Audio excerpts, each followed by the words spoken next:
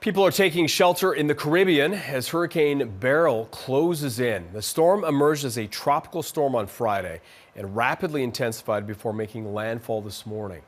Hurricane warnings are in place for Barbados and the Windward Islands. The storm right now packing winds of up to 215 kilometers an hour and up to 15 centimeters of rainfall are in the forecast. Beryl is the first hurricane of the Atlantic season, but is already the earliest storm of its strength on record. It's also the first Category 4 hurricane ever recorded in June.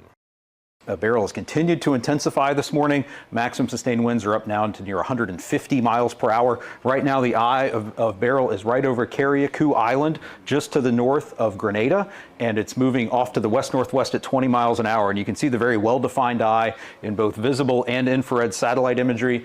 Beryl has re-strengthened this morning as it's gone through an eye wall replacement cycle. So now is when we're experiencing those catastrophic Category 4 wind conditions in portions of the Grenadines, places like Union Island, Palm Island, Petite Martinique, Petite St. Vincent, Carriacou.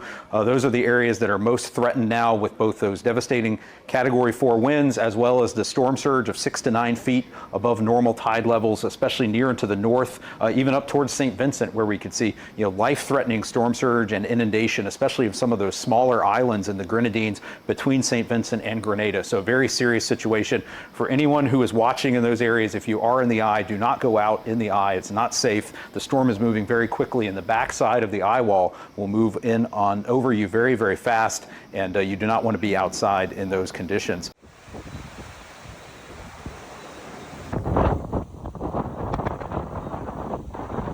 Right now, I would say for the last 2 hours have been the most intense. The overnight was actually, again, relative to the fact that we're living through a Category 4 hurricane. The night was actually relatively calm. It really started around just before sunrise in the last, I would say, hour and a half.